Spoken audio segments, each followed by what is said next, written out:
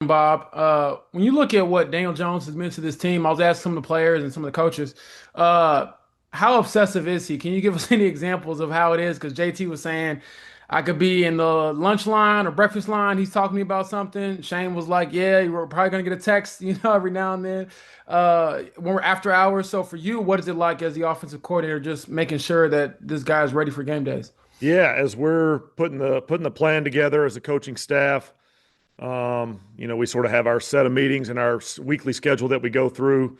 Then we produce all the information and try to get it out to the players. Daniel's usually not too far away. You can usually find him in the building. If he's not in the building, you can get a hold of him pretty quick. So as soon as we're getting maybe past plays drawn up or just ideas on the call sheet.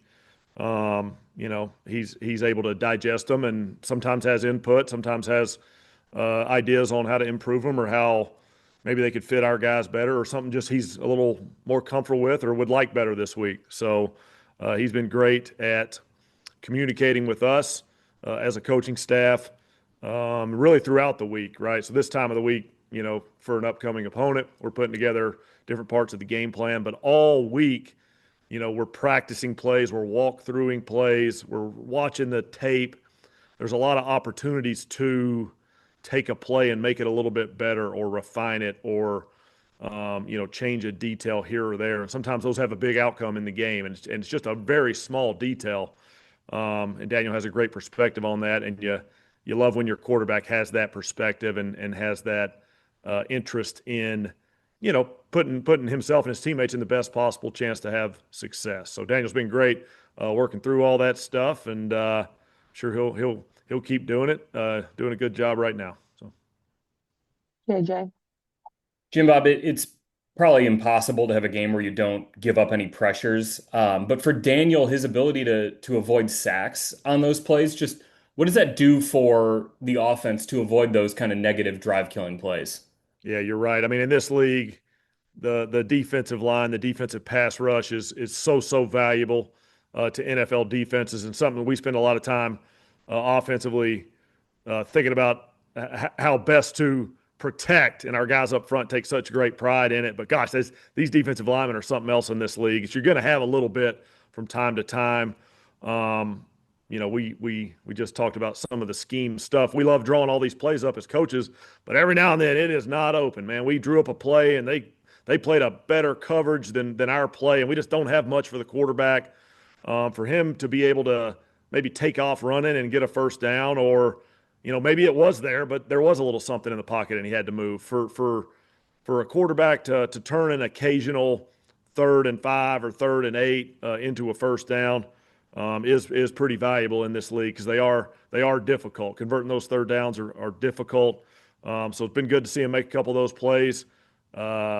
It's been valuable for us, and we'll keep pushing to draw up good third down plays so they can maybe he can have a little better shot on time, and we'll keep fighting and all that good stuff. But yeah, it's been really valuable. Different subject, but you obviously were with Stafford for a decent chunk of time in Detroit. I've heard him referred to as like your favorite quarterback's favorite quarterback. What about him just has made him such a successful quarterback in the NFL for so long? Yeah, I was lucky enough to be around him for 5 years, I believe. When I first got there, he was I guess we all were a little bit younger back then, but he was a little bit younger, and I think he was known as a gunslinger. But spending about 5 minutes with him in the meeting room, you can figure out he's really intelligent, really cerebral. He loves football, loves the game, and that's a pretty good combo. He's pretty talented as well. I think that goes without saying. But it's a great combo for a quarterback to sort of have. I think you said it right. Certain quarterbacks like watching certain guys, and Stafford's always been a favorite of everybody to watch on TV. Plays good ball, still playing good ball. Got a little more gray in his beard than he used to, but he's still ripping the ball around every time they show up on crossover tape. See some pretty impressive throws, and he sure does appear to have mastery of that offense, and he's able to direct his guys where he needs to. He's fun to watch. Hoping to have more fun watching him every week, but this week for us us Colts fans and coaches and players. But obviously a very, very highly respected player in this league, and somebody love to watch him play. Joel. Jim Bob, it feels like for a while now in the NFL, we've talked a lot about quarterbacks making plays off schedule. What can they do when the play breaks down, that kind of thing. And obviously that's important, but have we lost something a little bit in talking about guys who make plays on schedule and can work within the offense and take advantage of what the offense has for them? Ideally, perfect world, you'd love to do both. That would be the ideal. I think you know we try so hard as a coaching staff, and it's just an overall offensive unit to put our players in a great spot to have success out there. And we're drawing all these plays up, and we think we have a great reason why it's going to work. Sometimes it does, sometimes it doesn't.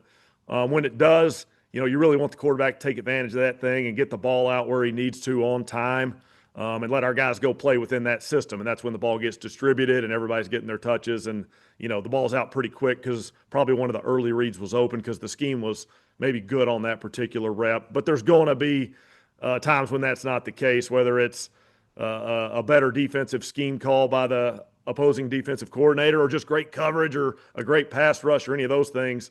And that's when the off-schedule stuff takes over. So both those opportunities exist, for all NFL quarterbacks. You want to take advantage of both options of that thing. And as a coaching staff for us, gosh, we spend a whole lot of time really trying to put them in the best possible position to be able to play on schedule. And shoot, we hope we got to play up against a coverage that we like and the first read's open or maybe the second read's open. But that's not always reality. So both have value. We sure do appreciate when the first read's open, second read's open, and quarterback gets the ball out on time. We get a catch and, keep the thing going. The O-line appreciates it because the ball's out, with some timing, with some tempo, and that's valuable for the whole team. So it all works together. Both those things are valuable. Sometimes the narrative comes and goes based on maybe what's going on in the league or what's new in the league the last 5 or 10 years, and I understand that. But no, playing on time is great when the scheme's right. We have time for a few more, Steven. Hey, Jim Bob, watching Pitt the last couple of weeks versus the way he was able to move last year because of the injury, he looks like a different guy. How, with your perspective, how much can you, I guess, how much can you share with us and just, kind of how he just looks different, I guess, from what we're seeing right now versus his limitations last year. Was he pretty limited? Yeah, he's running around playing good football right now, isn't he? I'll leave any details of his last year.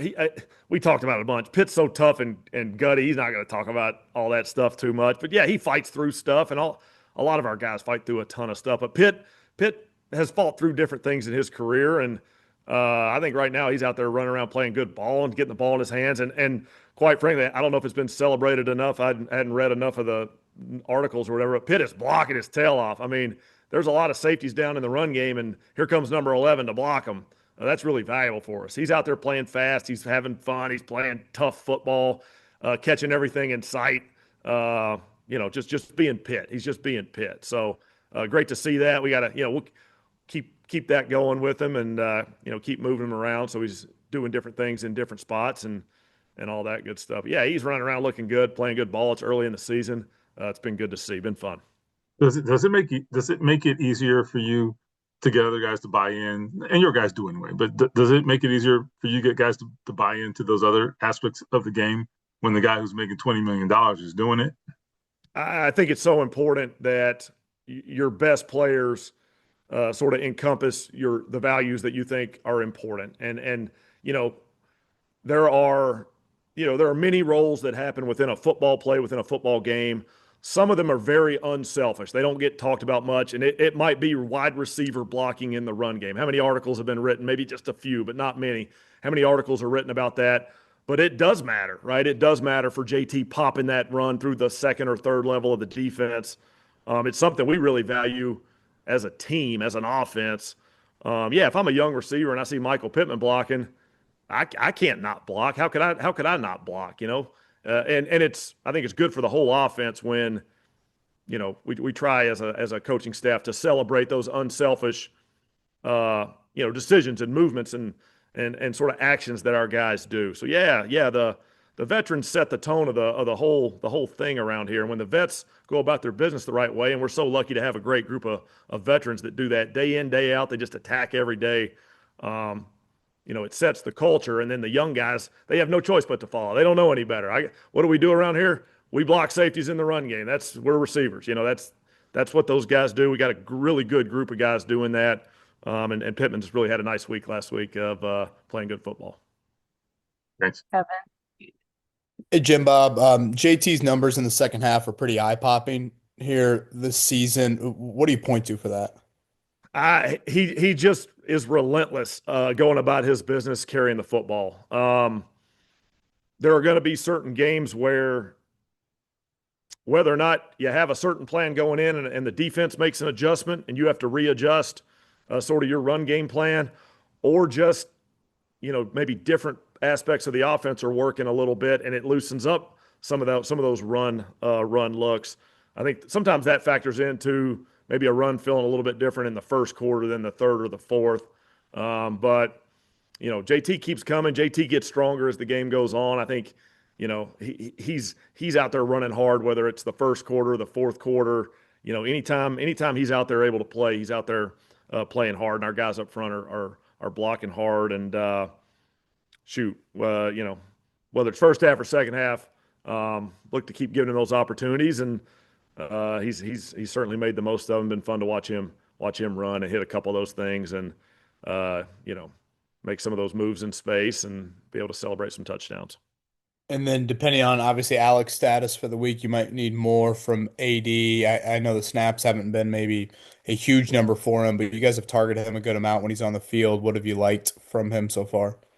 Yeah, I think when AD's number is called, AD is going to be ready for the action. And whether or not that's the case for how many snaps each week is always a little bit different story. But I've kind of sat in this chair at this table about 10 different times and said, I am betting on AD Mitchell. So if AD's called to play a very large role in the game plan one week, I'm betting on success for him. And he's a young player. He's learning. It's probably not going to be a perfect game. We'll have some plus grades and some minus grades on our coaching sheet, but AD's really coming along as a young receiver. We're excited about him. Look for him to attack his role each week and try to make the most of it. And if the role is bigger, then make the most of a bigger role. If the role is smaller, make the most of what your role is. That's what we all got to do on this offense, on this team, to be a part of a good Colts team. So AD's going about his business the right way. He's working hard. I saw him putting in work just a few minutes ago here on a Tuesday. He's putting in the work that's needed to be put in to go have success. And Chuck, you'll have our last question.